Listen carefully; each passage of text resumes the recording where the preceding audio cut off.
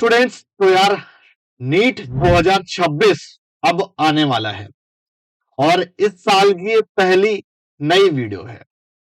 2026 की सभी को बहुत बहुत शुभकामनाएं। नीट 2026 में बढ़िया परफॉर्म करें, मस्त रहें और अपने काम को बेहतर तरीके से करें। डिमोटिवेटेड नहीं हो, डिप्रेशन में नहीं जाएं, अपनी चीजों को फोकस्ड वे में करें, रिजल्ट्स अच्छे आएंगे। करते हुए रिजल्ट्स की एक्सपेक्टेशन ना रखें और प्रेजेंट में रहें, ना पास्ट में जाएं ना ही फ्यूचर में जाएं, तब आप अपने रिजल्ट को अच्छे से दे पाते हैं।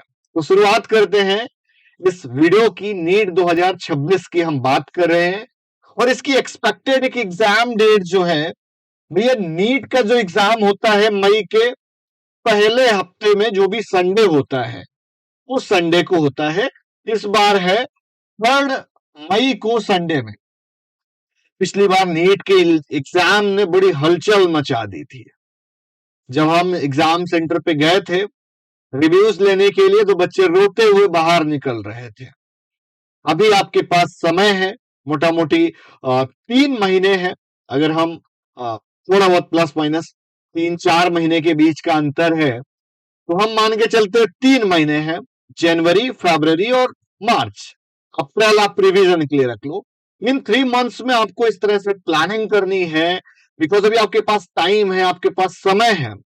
तो कल को आपको ये रोना नहीं रहे यार कि हमारे पास समय कम था, हम इसलिए कर नहीं पाए। और नीट की एप्लीकेशन फॉर्म की जो एक्सपेक्टेड डेट है फर्स्ट वीक ऑफ फरवरी से स्टार्ट होगा, मार्च के पहले हफ्ते तक एप्लीकेशन रहती है। बट अभी एक नया नोटिस रिलीज किया गया है। नया नोटिस आया है 5 जनवरी को। भाई, नए साल के पहले हफ्ते में ही पहला नोटिस नीट ने दे दिया है भाई, एनटीए ने दे दिया है। एनटीए का नोटिस एक नीट को ये है कि आधार कार्ड में भाई बच्चा लोग अपना करेक्शन करा के रखें। जो भी ओटीपी वगैरह नहीं है तो मैं रिक्वेस्ट करूंगा ओटीपी अपना कॉन्टेक्ट नंबर वगैरह सही से अपडेट करा लें ताकि कोई दिक्कत ना हो। हालांकि कॉन्टेक्ट नंबर की बात कहीं पर कहीं नहीं मेंशन है, कहीं पे भी नहीं मेंशन है, बट कॉन्टेक्ट नंबर बड़ा इंपॉर्टेंट है। बिकॉज जो आपका ओटीपी आता है बिना इसके आपका आगे के लिए कुछ भी लॉगिन नहीं होता है, कुछ भी प्रोसीड नहीं होता है। ये बड़ा की पॉइंट है, आपको ये करना है। नेम आपकी 10th की मार्कशीट के अकॉर्डिंग होना चाहिए, मैच करना चाहिए। बहुत सारे बच्चे नीट एप्लीकेशन फॉर्म फिल करते समय बहुत ढेर सारी मिस्टेक कर देते हैं। कहीं अपने नाम की स्पेलिंग में मिस्टेक करते हैं, कहीं मदर फादर के नाम में मिस्टेक कर देते हैं, कई बार वो अपनी कैटेगरी फिल करना भूल जाते हैं। तो भैया नाम, date of birth, gender, photograph photograph एकदम अपडेटेड वाली लगवा लो भाई। अगर स्मार्ट वाली नहीं लगी तो बढ़िया वाली लगवाओ, है ना। और एड्रेस, एड्रेस बड़ा इंपॉर्टेंट है यार। जो भी आपका एड्रेस परमानेंट है वो आप आधार कार्ड पे रखें तो उसमें आपका कंफ्यूजन नहीं होता है और आपके लिए थोड़ा सा स्मूथ रहेगा। बायोमेट्रिक इंफॉर्मेशन, ठीक है। और तीसरा इंपॉर्टेंट पॉइंट है पीडब्ल्यूडी, मतलब भैया अगर आप फिजिकली हैंडीकैप्ड हो तो भी आपको अपना सर्टिफिकेट वगैरह बनवा लेना है, ताकि आप जब नीट का एप्लीकेशन फॉर्म अप्लाई करो तो उसमें आप ये बात दिखा पाओ कि भाई हम फिजिकली हैंडीकैप्ड हैं। तो 40% या 40% से ऊपर का कंसिडरेशन होता है। इसमें जो पीडब्ल्यूडी सर्टिफिकेट बनता है इसकी थोड़ी सी ब्रीफिंग दे देते हैं। एक आपका पहले जो आपका जिला होगा, मतलब एक जिला लेवल पे बनता है, उसके बेसिस पे फिर आपको डिस्ट्रिक्ट लेवल पे आपको बनवाना है।